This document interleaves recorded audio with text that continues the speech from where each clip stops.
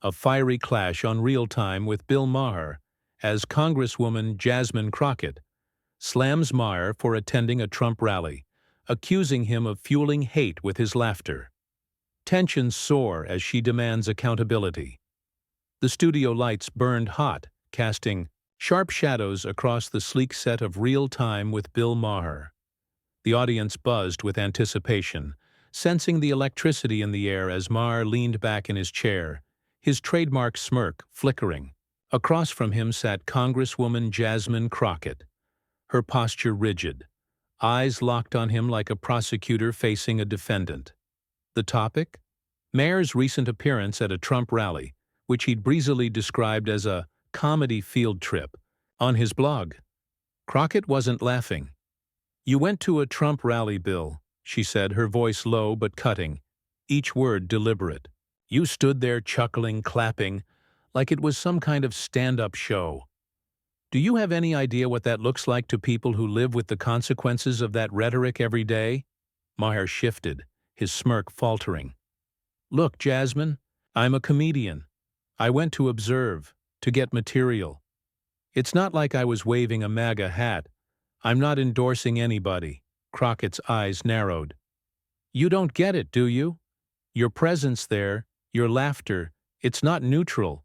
It's a signal.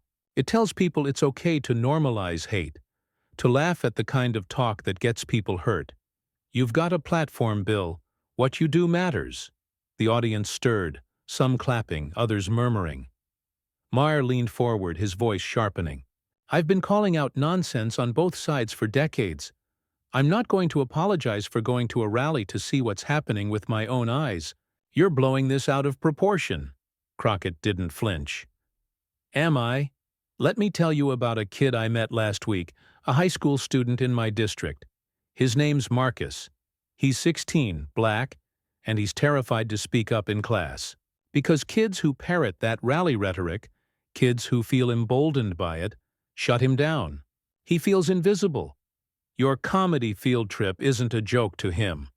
Maher's jaw tightened, but he didn't interrupt. Crockett pressed on, her voice rising with conviction.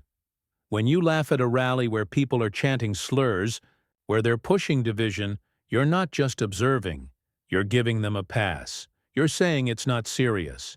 But it is serious, Bill. It's deadly serious." The crowd erupted in applause, but Maher raised a hand, signaling for quiet. "Okay, hold on," he said, his tone defensive but measured. "I'm not out here cheering for hate. I've spent my career tearing into hypocrisy, including Trump's. But I'm not going to be guilt-tripped into thinking I can't go somewhere and laugh at the absurdity of it all. You're acting like I'm the problem here, not the people actually spreading the hate." Crockett leaned forward, her voice steady, but laced with fire. "You're not the problem, Bill. Then why are you so comfortable standing in a room full of it? Why are you so quick to brush it off? You've got a microphone, a show, millions of viewers. You don't get to play neutral when your actions ripple out." The tension was palpable, the studio air thick with the weight of her words. Maher opened his mouth, then closed it, his usual quick wit stalling. The audience leaned in, hanging on the silence. Crockett wasn't done. "I'm not here to lecture you," she said, though her tone suggested otherwise. "I'm here to make you see what you're missing. Marcus isn't the only one. There are millions of people like him watching you, wondering why someone with your voice isn't standing up louder." Maher's eyes flicked to the audience, then back to Crockett. "So what? I'm supposed to stop laughing, stop observing, stop doing my job. You want me to just preach to the choir?" Crockett's lips curved into a tight smile, but there was no warmth in it. "I want you to think about what your laughter costs. Because it's not just a joke, Bill. It's a choice." She paused, letting the words sink in. "And choices have consequences." The audience roared, some cheering, others shouting in dissent. Maher leaned back, his expression unreadable, as the weight of Crockett's challenge hung in the air. The segment wasn't over, and the fire between them was just beginning to blaze. The Real Time studio pulsed with raw energy, the audience's cheers and jeers colliding like waves against a jagged shore. Bill Maher, still leaning back, let the noise wash over him, his fingers drumming lightly on the desk. Congresswoman Jasmine Crockett sat unflinching, her gaze piercing, refusing to let him slip away from the moment. The silence between them was a live wire, crackling with unspoken challenges. Maher broke it first, his voice sharp, tinged with irritation. "You're acting like I'm some kind of villain here, Jasmine," he said, spreading his hands. "I'm a guy who calls it like I see it. I went to a rally, I laughed at the circus, and now I'm what? Responsible for every kid who feels bad? That's a stretch." Crockett's eyes flashed, but her voice stayed steady, each word a deliberate jab. "You're not a villain, Bill. You're just careless. You think you can waltz into a space dripping with hate, crack a few jokes, and walk away clean. It doesn't work like that. Not when people are listening. Not when they're watching." Maher scoffed, leaning forward now, his tone biting. "Careless? I've been dissecting politics on this show for 20 years. I've taken heat from every side, left, right, you name it. I don't need a lecture on responsibility from someone who's been in Congress for, what, 2 minutes?" The audience gasped, some laughing nervously, others murmuring disapproval. Crockett's jaw tightened, but she didn't take the bait. Instead, she leaned in closer, her voice dropping to a dangerous calm.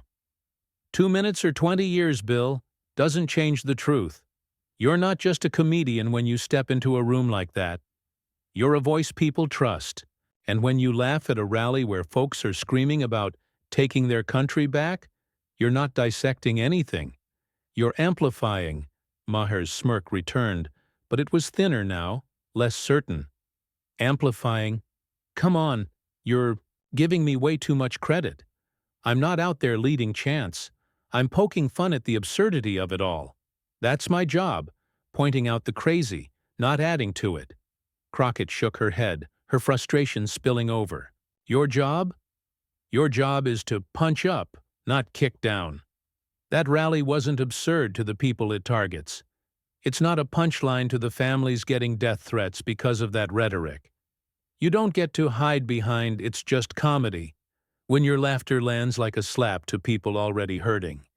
The audience erupted again, louder this time, a mix of applause and boos. Maher raised a hand, trying to regain control, but Crockett wasn't slowing down. "Let me tell you something else about Marcus," she said, her voice rising with urgency. "He didn't just feel silenced at school. He stopped going to debate club because kids started quoting rally slogans to intimidate him. He's a kid, Bill. A kid who loves to argue, to think. And now he's shutting down because the world you laughed at is closing in on him." Maher's expression flickered, something like discomfort crossing his face. But he pushed back. "That's awful, Jasmine, it is. But you're pinning that on me? On one guy who went to a rally to see what's up? You're reaching. The real problem's out there, not in this studio." Crockett's lips pressed into a thin line. "The problem's everywhere, Bill, including right here. You don't get to cherry-pick your impact. You went to that rally, you laughed. You wrote it off as a gag. That's a choice. And when you make choices like that, you're part of the problem, whether you admit it or not." The crowd roared, the sound swelling like a storm. Maher leaned back again, his eyes narrowing as he studied her. "So what's the fix, then? You want me to issue a public apology? Stop making jokes? What's your endgame here?" Crockett didn't hesitate. "I want you to stop acting like your platform's a toy. Start using it to call out the poison, not giggle at it. You've got power, Bill. Use it to lift up kids like Marcus, not add to the noise that drowns them out." The studio fell quieter now, the weight of her words sinking in. Maher's fingers stopped drumming. He opened his mouth, then closed it, his usual quips failing him. The audience held its breath, waiting for his next move, as Crockett's challenge hung heavy, daring him to respond. The real-time set felt like a pressure cooker, the air thick, with anticipation, as the audience waited for Bill Maher to counter Congresswoman Jasmine Crockett's searing demand. Her words, calling him to use his platform for good, not to amplify hate, lingered, sharp and unyielding.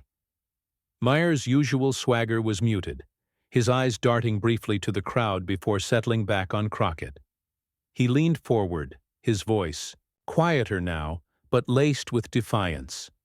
"You're putting a lot on me, Jasmine," he said, his tone measured but edged with frustration.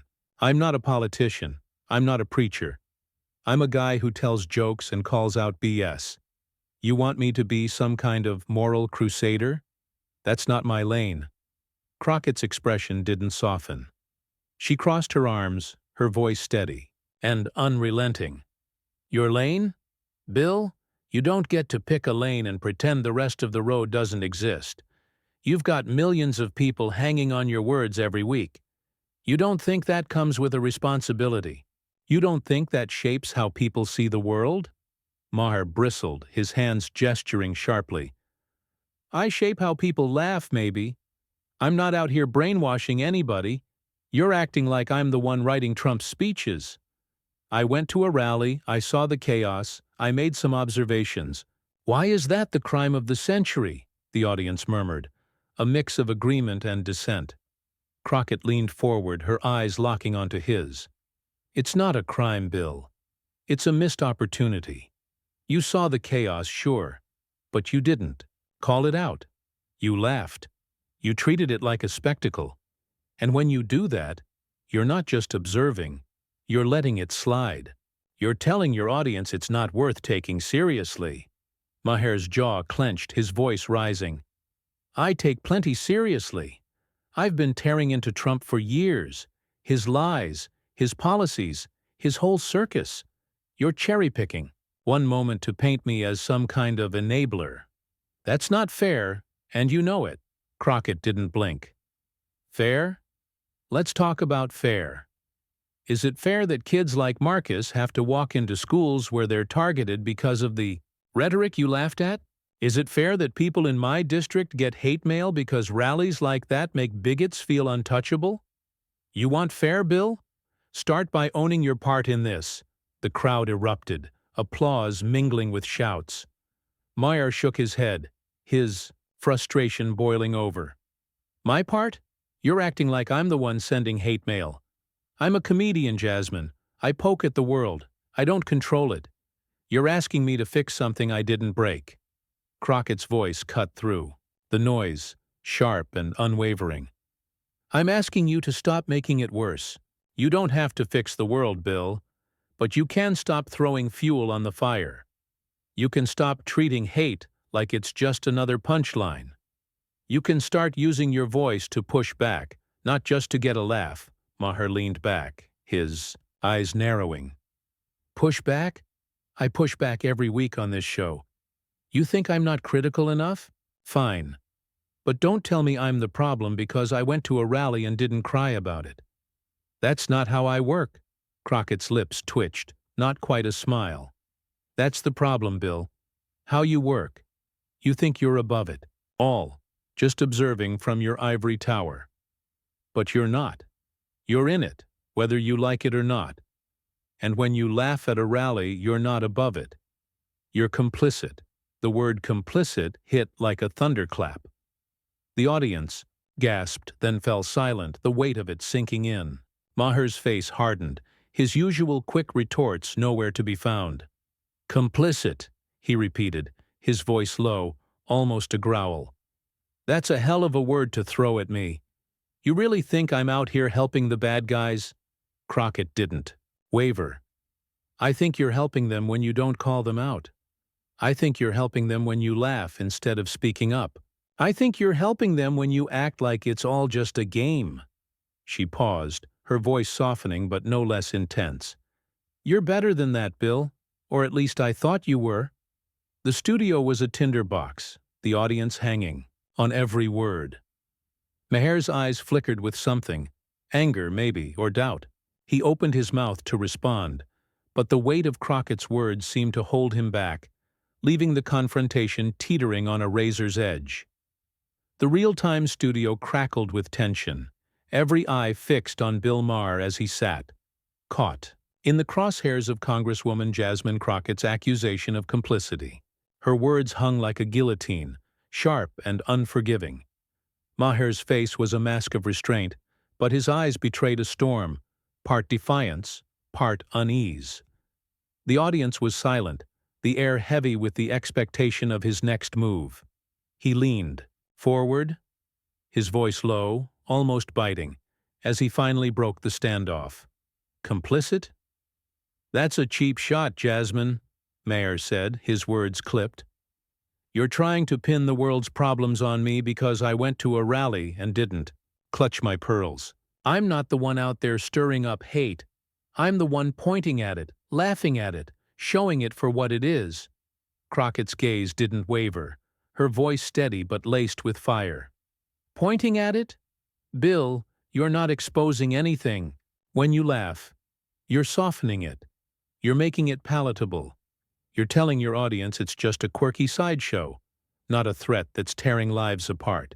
That's not pointing. That's enabling. Maher's hands slammed down on the desk, the sound sharp in the quiet studio. Enabling? You're unbelievable. I've spent my life calling out liars and bigots. You think I'm on their side because I didn't cry on camera? You're twisting this to make me the bad guy, and I'm not buying it. The audience stirred, some clapping, others hissing. Crockett leaned in, undeterred, her voice rising with conviction. I'm not twisting anything. I'm holding you accountable. You don't get to play the victim here. You chose to walk into that rally. You chose to laugh. You chose to write it off as a comedy field trip. Those choices have weight, Bill, whether you like it or not. Maher's eyes narrowed, his tone turning sarcastic. Oh, so now I'm responsible for every choice I make? What's next? You gonna grill me for what I had for breakfast? I'm a comedian, Jasmine. I go where the material is. I don't owe anyone a sermon. Crockett's expression hardened, her voice cutting through his sarcasm like a blade. You owe people the truth. You owe them a voice that doesn't trivialize their pain. You talk about material? Fine. Let's talk about the material you're ignoring. Like the woman in my district who won't leave her house because she's been doxxed by rally-goers. Or the teacher who's afraid to discuss history because kids are parroting hate they heard at events like that. That's the material you're not touching, Bill. Why not? The crowd roared, the sound swelling with intensity. Maher leaned back, his fingers gripping the edge of the desk. You're good at this, I'll give you that, he said, his voice tight. You've got the righteous anger down pat, but you're missing the point. I'm not ignoring those stories. I'm not the one causing them. You want me to stop laughing? Fine. But don't pretend that's gonna fix the world. Crockett shook, her head, her frustration palpable. I'm not asking you to fix the world. I'm asking you to stop making it harder for the people fighting to fix it. Your laughter isn't neutral. It's a signal. It tells people it's okay to shrug off hate, to treat it like a joke. And when you do that, you're not just a bystander. You're part of the problem. Maher's face flushed, his voice rising. Part of the problem? You're unbelievable. I've been fighting the good fight longer than you've been in politics. You don't get to lecture me on what's right or wrong because you've got a sad story and a microphone. Crockett's eyes blazed, but her voice stayed calm, deadly precise. It's not about stories, Bill. It's about impact. You've got a platform that reaches millions. You've got a voice that shapes how people think. When you laugh at hate, you're not fighting the good fight. You're letting it spread. And I'm not here to lecture you. I'm here to wake you up. The studio was electric, the audience hanging on the edge of their seats. Maher's jaw worked, his usual quick wit buried under the weight of her words. He opened his mouth, then paused, his eyes searching hers for a crack in her resolve. There was none. The confrontation was far from over, and the stakes were climbing, higher with every word. The real-time studio was a cauldron of raw emotion, the audience frozen in their seats as Bill Maher faced Congresswoman Jasmine Crockett's unyielding gaze.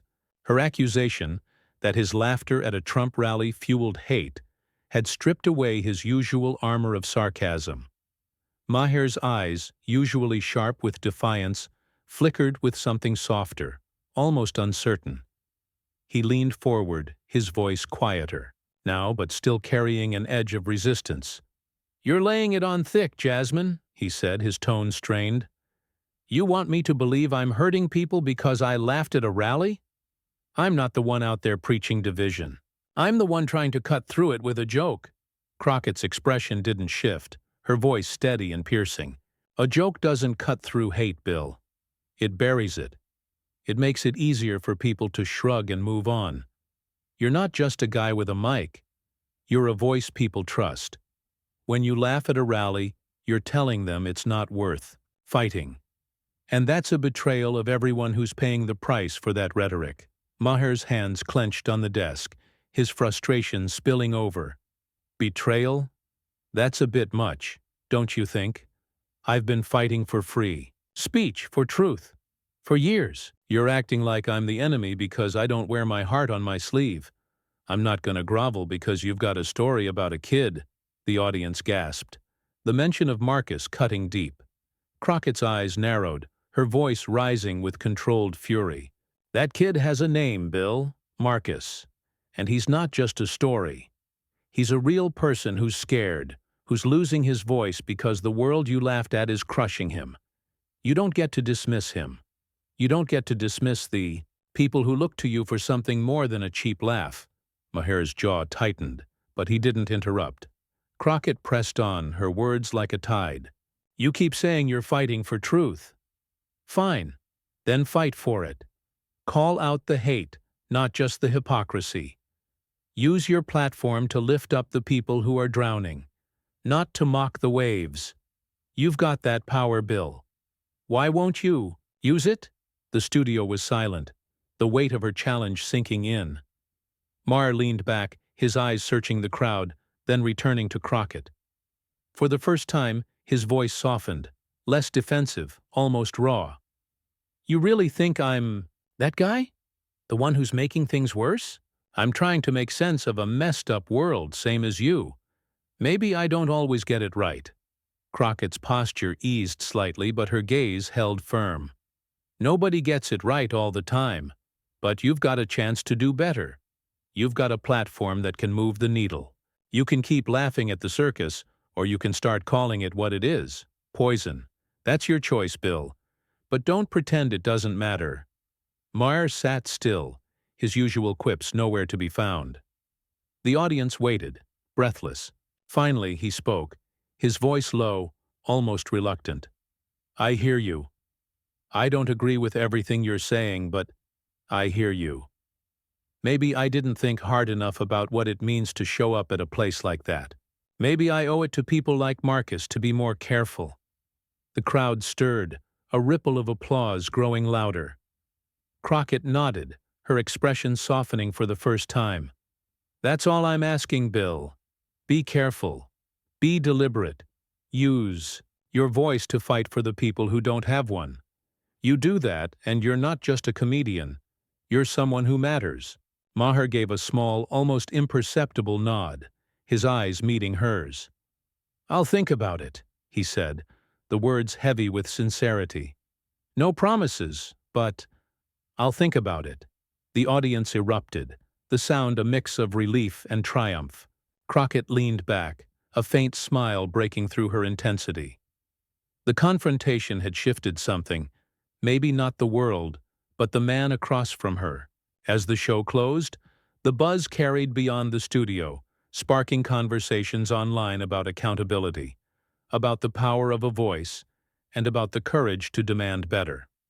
Maher's reflection wasn't a full victory, but it was a start, and for Crockett, for Marcus, for millions watching, that was enough.